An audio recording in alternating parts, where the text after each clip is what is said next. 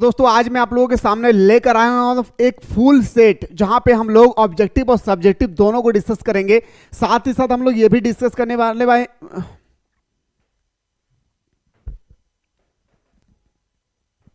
दोस्तों आज की जो हमारी क्लास है ये बिल्कुल ओरिजिनल पेपर के अकॉर्डिंग होगी। यानी मेरे भाई मैं आप लोगों को बताने वाला हूं इस क्लास के माध्यम से ऑब्जेक्टिव और सब्जेक्टिव दोनों क्लास होगी। तो सब्जेक्टिव जब भी मैं बताऊं आप लोगों को रट्टा नहीं लगाना है, बस मैं जो समझाऊंगा उसको ईमानदारी पूर्वक आप लोगों को सिर्फ वीडियो को अच्छी तरह से देख लेना है। और हाँ, इतना ही नहीं, मैं आप लोगों को लिटरेचर सेक्शन भी आपको बताने वाला हूं कि आपका कौन सा निबंध लेखन आएगी, कौन सा लिटरेचर सेक्शन आएगा, कौन सा संचार, कौन सा आवेदन, कौन सा रिपोर्ट सेक्शन आएगी। सारा वो चीज मैं आप लोगों के सामने एक एक करके डिस्कस करने वाला हूं। चाहे वो 2 मार्क्स का क्वेश्चन हो, चाहे वो 5 मार्क्स का हो, चाहे वो 3 मार्क्स का हो, या कोई ऑब्जेक्टिव क्वेश्चन ही क्यों ना हो। तो आइए मेरे दोस्तों शुरू से लेकर अंत तक देखिए। चैनल पर नए आए चैनल को सब्सक्राइब करके बेल आइकन को प्रेस करें और जितना ज्यादा हो सके अपने प्यारे प्यारे दोस्तों को शेयर करना ना भूले। और हाँ, उससे पहले जो भी स्टूडेंट्स ने अभी तक हमारे ऑनलाइन टेस्ट सीरीज को ज्वाइन नहीं किया है, सबसे पहले प्ले स्टोर से मिसाइल क्लासेस के ऐप को डाउनलोड करके इस ऑनलाइन टेस्ट सीरीज को आप लोग एनी हाउ जल्दी से ज्वाइन कर लेंगे।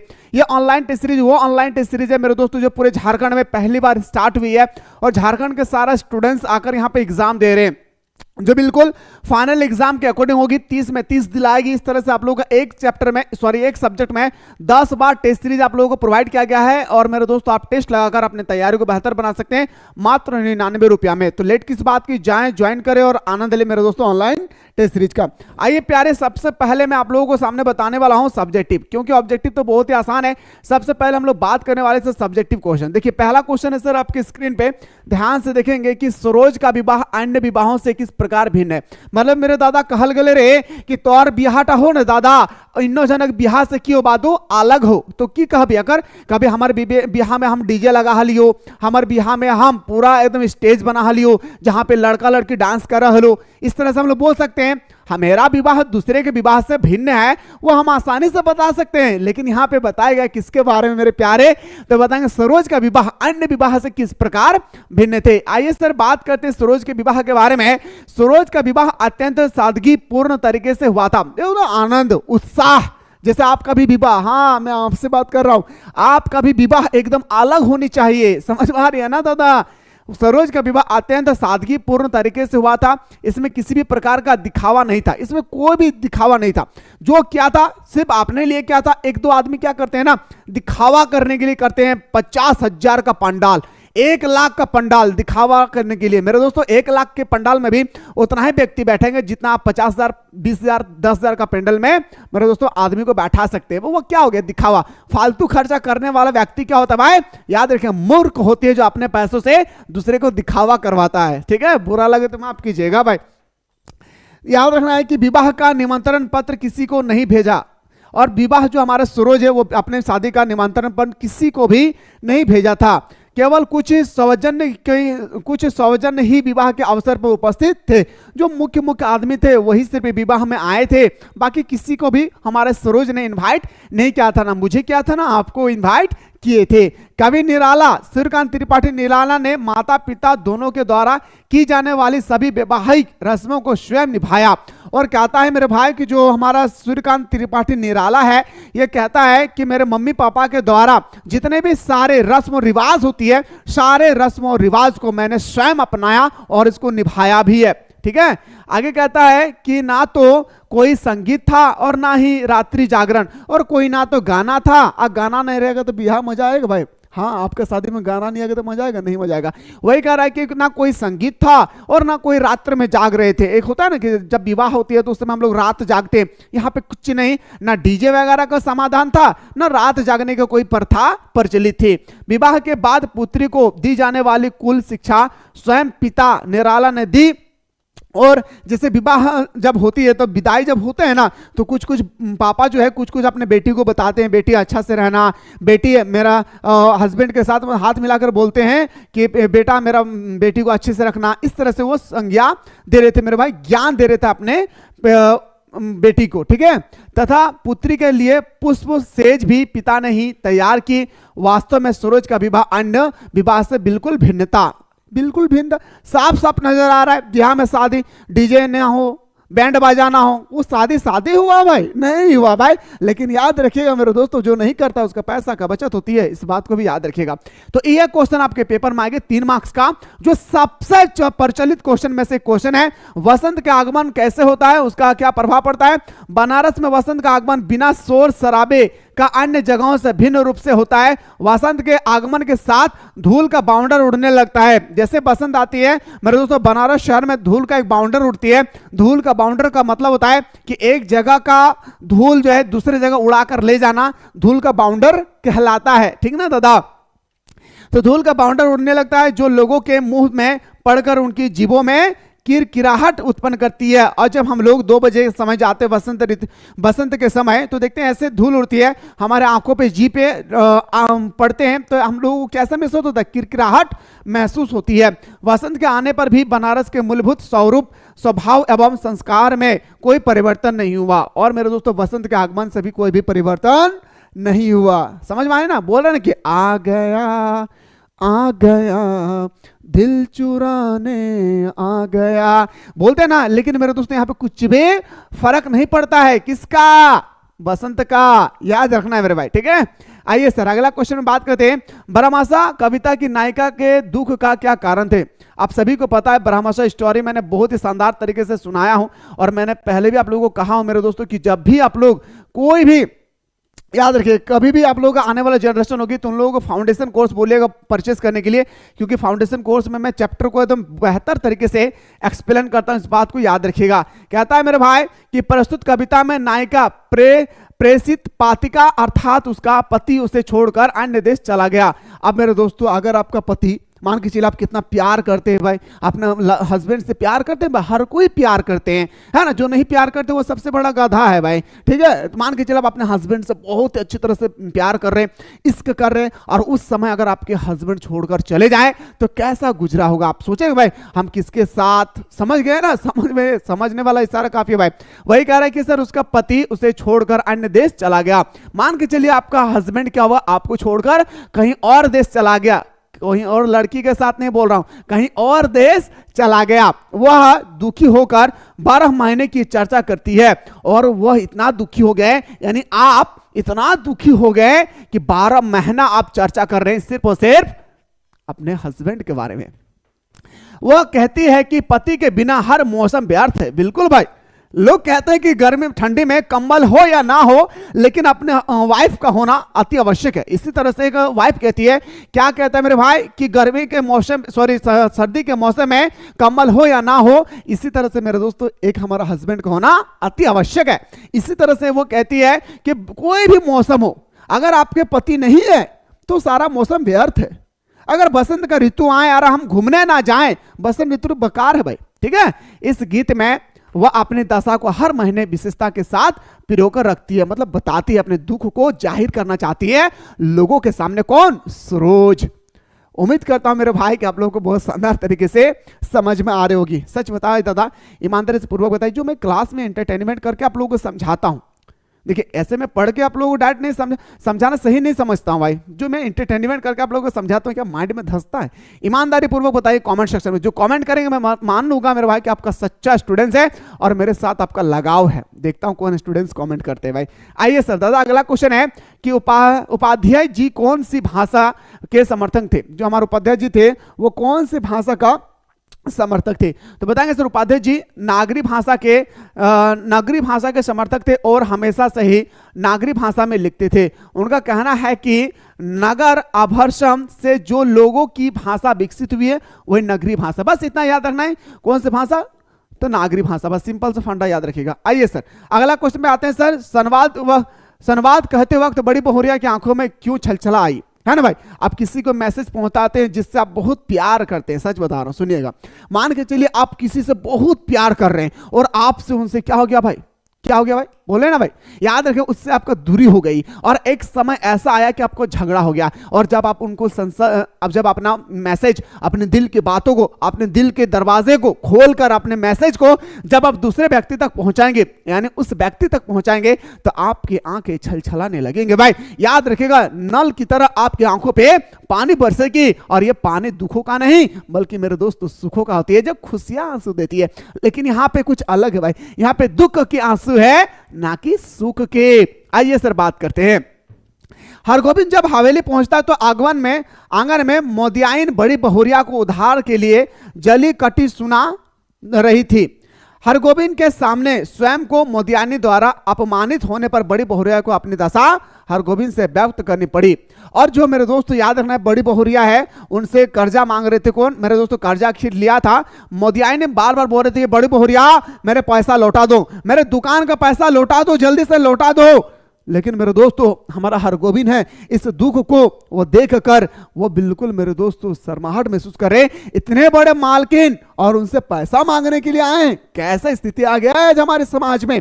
वो इस तरह से सोच रहे थे। वही कह रहा है, हरगोविंद के सामने स्वयं को मोदियाइन द्वारा अपमानित होने पर बड़ी बहुरिया को अपनी दशा हरगोविंद से व्यक्त करनी पड़ी। आखिर हरगोविंद भाई, पता है मेरा यहाँ पे बुढ़िया जो है क्यों मांग रही है हमसे पैसा, मुझे मजबूरन आपको बताना पड़ रहा है। सुनो ना सुनो, तुम मजबूरन मेरे बात को सुनो। मुझे आशा है कि तुम मेरे बात को समझोगे तो मेरे दिल की बात को हल्का होगी, मेरा दिल का हल्का होगा। उसने संविद्या को बताया कि देवरानी बड़े बेदर्द है। कहता है, पता है हरगोविंद, हाँ पता है हरगोविंद, जो हमारा देवर देवरानियां है ना, बड़ी बेदर्द है भाई। इतना उधार ले लिया है, मेरे पास 1 रुपया पैसा भी नहीं है, मैं कैसे चुकाऊं बताओ तुम। और ऊपर से ना ये लोग घर जोड़कर चले गए, हमें दुकानदार आकर बार बार हमें टॉर्चर कर रहे हैं, यह मुझे ठीक नहीं लग रहा है। कौन कह रहा भाई? बड़ी बहुरिया। किसको? हरगोविंद को।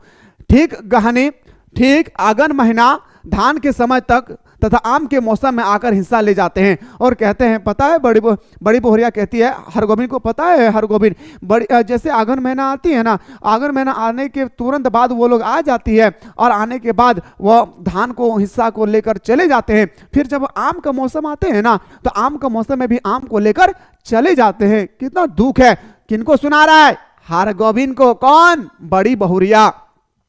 और कर्ज उधार बड़ी बहुरिया को चुकाना पड़ता है। अब सोचो ना, ये कर्ज जो लेकर चली गई है कौन चुकाएगा? मैं खुद चुकाऊंगा, इसके अलावा तो कोई उपाय नहीं है ना, मुझे खुद चुकाना पड़ेगा, मेरे पास पैसा नहीं है।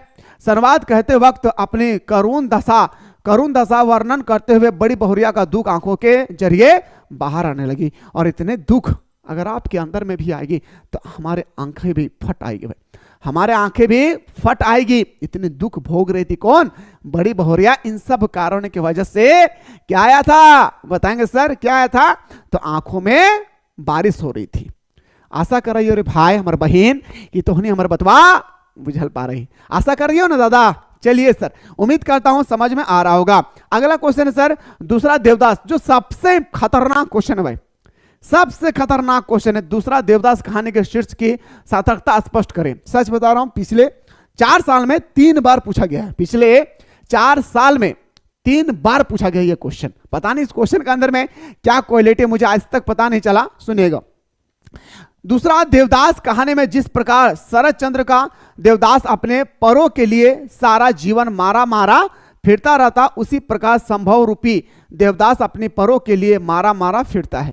वह उसे ढूंढने के लिए बाजार, घाट, मंदिर सब जगह जाता है, उसके मिलने के लिए मन्नतें मांगता है। जब वह मिलती है तो लड़की का नाम परो सुनकर जैसे उसकी खोज सार्थक हो जाती है, इसलिए वह अपने नाम के साथ देवदास लगाकर इसका संकेत भी दे देता है। दोनों के मध्य प्रेम एवं दूसरे के प्रति ललक तथा रोमानियत उत्पन्न होती है। देवदास का नाम है जो प्यार में पागल प्रेमी के लिए प्रयुक्त किया जाता है। यही कारण है कि शीर्ष कहानी के सार्थक देते। सब कहानी हिंदी इलेक्टिव का लगभग कहानी सिर्फ लव स्टोरी से ही जुड़ा हुआ है। हाँ भाई, दूसरा देवदास स्टोरी भी एक लव स्टोरी से ही जुड़ा हुआ है, जो स्टूडेंट्स को समझने में काफी हेल्प होती है भाई, है ना। चलिए सर, ऐसा चक्कर में कभी नहीं पड़ना है भाई। सूरदास जगधर से अपने आर्थिक हानि को गुप्त क्यों रखना चाहते थे? सूरदास एक अंधा भिखारी था, हाँ एकदम इस तरह से अंधा, ठीक ना, अंधा भिखारी था। वह लोगों के दान पर जीता था, लोगों के दान पर जीता था। मतलब मेरे दोस्तों, लोग अगर दान देते थे तो अपने जीवन यापन को गुजारते थे, अगर लोग नहीं दान देंगे तो वो भूखे प्यासे तड़प कर चले जाएंगे। राम राम सत्य है, ठीक है। जीता था। एक अंधे भिखारी के पास इतना धन होने के लिए हैरान की बात हो सकती थी, और लोगों ने इतना दान दिए, इतना भीख मांगे, इतना पैसा हो गया कि हमारे सूरदास को खुद ये महसूस होने लगा कि लोग अगर सोचेंगे कि इस अंधे भिखारी के पास इतने पैसा कहां से आए, तो ये हैरान करने वाली बात है ना। इस धन का पता चलने पर लोग उस पर संदेह कर सकते थे, और कहता है कि अगर ये धन पता चलेगा तो लोग कहेंगे चोरी करके आए, क्या चोरी करके आए। लेकिन हमें तो ये ताज्जुब हो रहा है कि लोगों को अगर पता चल गया, लोग क्या क्या नहीं सोचकर बैठ जाएंगे। लोगों को मैं कैसे बताऊं कि मैं भीख मांग कर जुगाड़ किया हूं, ठीक है। इसके पास इतना धन कहां से आया? लोग उसके प्रति तरह तरह की बातें कर सकते थे, लोग इसके पास जो है तरह तरह के बातें कर सकते थे। जब जगधर ने उनसे उन रुपयों के बारे में पूछा, जब जगधर ने पूछा, अरे बताओ सूरदास इतना पैसा तुम कहां से लाए हो, तो जो आप भैरव के पास थे, याद रखना है, पूछा कि सर जब जगधर ने उससे उन रुपयों के बारे में पूछा जो अब भैरव के पास थे, भैरव के पास मतलब ले लिए भाई, पोटली को चुरा लिए थे, कौन? भैरव ने।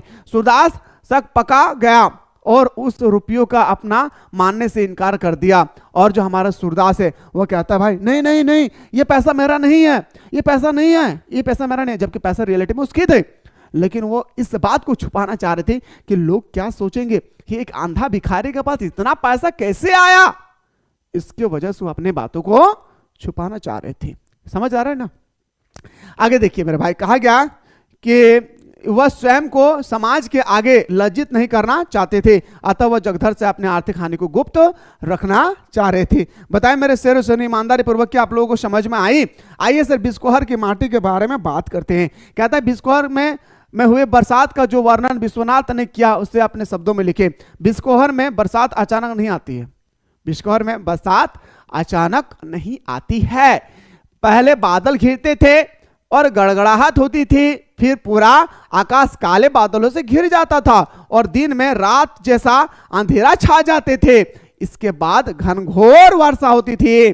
पहले बोलता है सर कि बिस्कोहर में जो बात बताए हैं वो मैं बोल रहा हूं, बिस्कोहर में बरसात अचानक नहीं आते हैं, बिस्कोहर में बरसात अचानक नहीं आते हैं। पहले बादल घिरते हैं, फिर गड़गड़ाहट होती है, फिर मेरे दोस्तों क्या होता है, आकाश काले काले छा जाते हैं, आकाश से पूरे बादल घिर जाते हैं, आकाश पूरी तरह से काला हो जाता है, दिन जो है पूरे अंधेरी की तरह छा जाते हैं। इसके बाद घनघोर वर्षा होती है, मूसलाधार वर्षा होती है।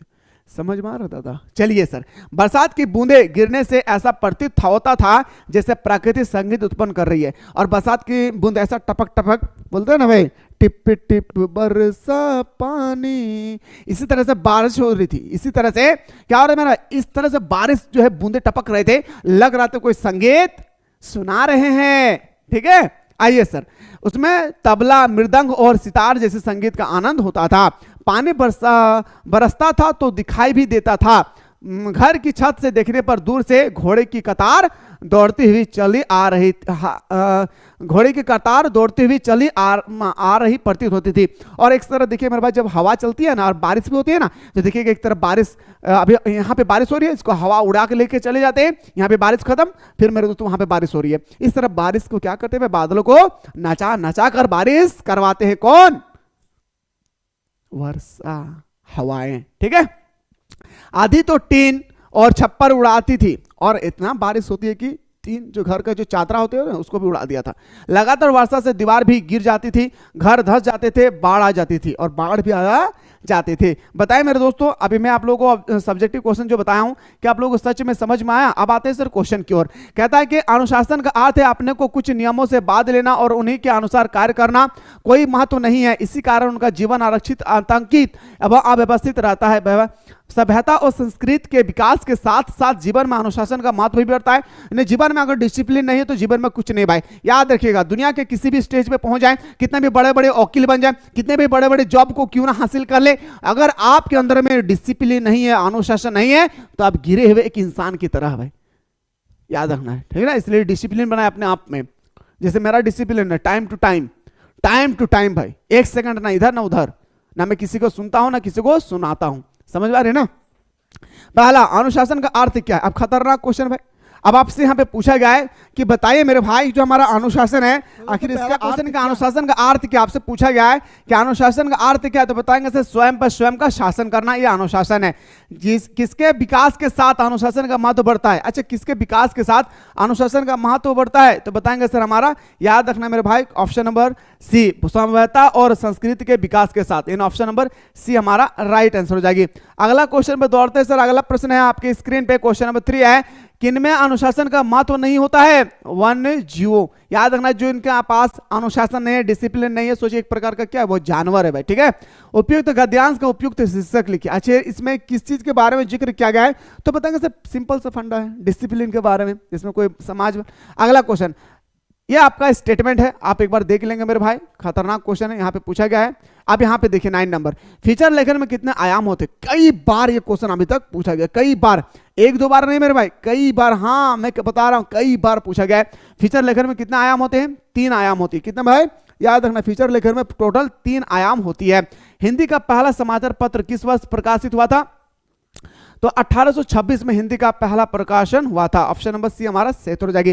प्रतिवेदन शब्द का अंग्रेजी के किस शब्द से लिया गया है, तो बताएंगे रिपोर्ट का हिंदी में अनुवाद करेंगे, हिंदी में इसका मीनिंग निकालेंगे तो प्रतिवेदन कहलाएगा। मुद्रण का आरंभ किस देश में हुआ, चीन में। यानी मेरे दोस्तों मुद्रण का जो आरंभ होती है वो कहां पे होता है, चीन में होती है। और अच्छा लगे ना प्यारे, तो एक और सेट में करवा दूंगा, बस मैं देखना चाहता हूं कितना ऐसा स्टूडेंट्स है जो एक और सेट के लिए तैयार है। कोई ऐसा बंदा है जो चाहते कि सर हाँ एक सेट और होनी चाहिए, तो कमेंट सेक्शन में जरूर कमेंट करें। निबंध की यात्रा का अंतिम पड़ाव क्या है भाई, निबंध में सबसे पहले हम लोग लिखते हैं क्या, परिचय, सबसे पहले लिखते हैं। अगर बाबू इस तरह से नहीं लिखे ना निबंध, आप भूमिका के जगह में आप लिख सकते हैं परिचय, तो आपका निबंध वो बचपन वाला नहीं रहा, 8, 9, 10 का नहीं रहा कि गाय पर लिख लिखे हेडिंग डाले, गाय पर लिख पूरा लिखते रहने ही भाई। यहाँ पे पैराग्राफ पर कंडीशन होता है, कम से कम 3 पैराग्राफ में आपको लिखना होगा। और पहले को हम लोग बोलते हैं भूमिका, लास्ट को बोलते हैं कंक्लूजन, जिसे हिंदी में हम लोग बोलते हैं निष्कर्ष। क्या बताएं, निष्कर्ष। आइए सर बात करते दादा अगला क्वेश्चन पे कि इनमें से कौन संचार का एक प्रकार नहीं है। आपसे पूछा गया है कौन संचार का एक प्रकार नहीं है, संपादक है भाई, याद है ना, संपादक क्या है, जनसंचार है, समूह संचार है, लेकिन मेरे भाई संपादन नहीं है। ऑप्शन नंबर हमारा बिल्कुल सही हो जाएगी, बी हमारा राइट आंसर हो जाएगी। एक सफल संपादक में कौन सा गुण अपेक्षित होती है, जो एक अच्छा सा बोल सकते हो, अच्छा सा जो हमारा संपादक उसके अंदर में गुण होते हैं, निपुणता, मेधा और अभिप्रेरणा। यानी ऑप्शन नंबर हमारा बिल्कुल सही हो जाएगी सर, डी इसका राइट आंसर। तुमने कभी देखा है खाली कटोरे में बसंत का उतारना, यह शहर इस तरह खुलता है, इस तरह भरता है और खाली होता है, यह शहर इस तरह रोज रोज एक आनंद सौ ले जाने के है कंधे। किन लोगों के खाली कटोरे में बसंत का उतरता है भाई, भिखारी, सिंपल सा बात भाई, भिखारी ना कटोरे फैला कर रखते हैं और इसके उसमें सब कोई पैसा डालते हैं, है ना भाई, बताएंगे सर। अगला क्वेश्चन है कि प्रस्तुत पंक्तियों में किस शहर की चर्चा की गई है, वसंत का। अगला है सर रोज रोज में कौन सा अलंकार है, एक चीज को रोज रोज, दिन प्रतिदिन, यानी मेरे भाई क्या होगी, एक शब्द को 2 बार इस्तेमाल कर रहा है, तो बताएंगे सर पुनर्विक्ति प्रकाश अलंकार। प्रस्तुत कविता के रचयिता कौन है, खतरनाक भाई, वसंत का आगमन आखिर लिखता है कौन भाई। देखिए क्वेश्चन नंबर 19 का हमारा राइट आंसर होगा क्या, तो बताएंगे केदारनाथ सिंह। क्या हो जाएगी मेरे भाई, केदारनाथ सिंह इसका राइट आंसर हो जाएगा। तोड़ो किस प्रकार की कविता है, अब यहाँ पे पूछा जाए जो हमारा तोड़ो है आखिर वो किस प्रकार की कविता है, तो बताएंगे सर उद्बोध परख, ऑप्शन नंबर सी हमारा राइट आंसर हो जाएगी। घनानंद ने अपनी पुकार से नायिका के क्या खोलने की बात कही है, कान, कान खोलकर रखो, मैं जो बोलूंगा सुनना। अगला हरगोविंद कौन है भाई, आपसे पूछा गया है, फेमस क्वेश्चन। और हाँ बाबू इंग्लिश हो या हिंदी टारगेट बना के रखिए पहले से, सर एक भी क्वेश्चन ना इधर उधर नहीं करेंगे, मैं जितना बताया हूं बस ऑनेस्टी पूर्वक आप सभी को कर लेना है, ऑनेस्टी पूर्वक, समझ पा रहे ना, ऑनेस्टी पूर्वक कर लेंगे ना मेरे प्यारे, सच कह रहा हूं कि एक भी क्वेश्चन ना हिस्ट्री में छूटेगी, ना पॉलिटिकल में, ना जियोग्राफी, ना इकोनॉमिक्स में, कोई भी सब्जेक्ट में नहीं छूटेगी। पर दिल में ठान के रखना होगा पहले कि सर इस बार 30 में 30 पार, ठीक है। आइए सर, तो हमारा संविदिया था, हरगोविंद कौन था? संविदिया, जो चिट्ठी पहुंचाते थे। अराफात लेखक के लिए के लिए क्या बन रहे थे? तो बताएंगे सर शहद की चाय। क्या बन रहे थे? शहद की चाय। ये क्वेश्चन थोड़ा सा बहुत ही मैं क्या बोल सकता हूँ इसको, बहुत ही अंदर वाले क्वेश्चन है, तो थोड़ा सा सभी को देखना चाहिए। अगला क्वेश्चन है सर कि दूसरा देवदास कहानी में नायिका कौन है? पारो। कौन है भाई? पारो। बड़ी पोहरी क्या खाकर अपने दिन काट रही थी? भतवा साग। क्या भाई? भतवा साग, जो ठंडी के मौसम पे उगती है। घड़ी बनाने की कला को क्या कहते हैं? जो घड़ी बनाते हैं उनकी कला को हम लोग आखिर क्या कहते हैं? तो बताएंगे सर घड़ी साज। प्रधान अध्यापक के एकमात्र पुत्र की आयु थी भाई, आपसे पूछा कि प्रधान अध्यापक के जो एकमात्र पुत्र थे आखिर उसका उम्र कितना था? तो बताएंगे सर 8 साल। कितना? 8 साल। मिर्जापुर में रहने वाले पुराने परपाटी के प्रतिभावन कवि कौन थे? बताएंगे सर हमारा गिरी। क्या हो जाएगी? ऑप्शन नंबर हमारा बिल्कुल सही हो जाएगी, 28 का हमारा सही स्कोर रह जाएगा मेरे भाई, गिरी। अगला क्वेश्चन आते हैं सर, सुभागी किसकी पत्नी थी? खतरनाक क्वेश्चन। पता है पोटली लेकर चुराए थे भाई, ऐसा चोरी नहीं करना चाहिए था भैरव का। लेखक ने अपनी माँ की तुलना किससे की थी? लेखक ने अपनी माँ की तुलना आखिर किससे किया था? बतख से किया था। किससे किया था? बतख से किया था। अब चलिए सर हम लोग लेकर चलते हैं आप लोग कहाँ पे मेरे भाई? लिटरेचर सेक्शन पे। उससे पहले मैं फिर से एक बार आप लोगों को बताना चाहूंगा कि जो भी स्टूडेंट्स ने अभी तक मिसाइल क्लासेस के ऐप को डाउनलोड नहीं किए, फटाफट आप लोग मिसाइल क्लासेस के ऐप को डाउनलोड करके ये ऑनलाइन टेस्ट सीरीज को ज्वाइन कर ले और हर दिन ऑनलाइन टेस्ट सीरीज लगाए मात्र 2 रुपया में। एक टेस्ट सीरीज का 2 रुपया, आपको 50 टेस्ट सीरीज मिल रही है। एक सब्जेक्ट में 10, 5 सब्जेक्ट में 50 टेस्ट सीरीज आप लोगों को हर दिन प्रोवाइड किया जा रहा है। लेट ना करें, जाएं, ज्वाइन करें और आनंद ले मेरे दोस्तों ऑनलाइन टेस्ट सीरीज का। चलिए सर अगला क्वेश्चन में मूव करते हैं। तो अब आते हैं सर हम लोग लिटरेचर सेक्शन में, और आप लोग अगर चाहते हैं कि सर हाँ लिटरेचर सेक्शन होनी चाहिए तो एक बार आप लोग जल्दी से कमेंट सेक्शन में कमेंट करें। मैं आप लोगों को लिटरेचर सेक्शन भी बताने के लिए तैयार हूं। फिलहाल शुरू से लेकर अंत तक देखने के बाद कैसा लगा जरूर कमेंट करेंगे।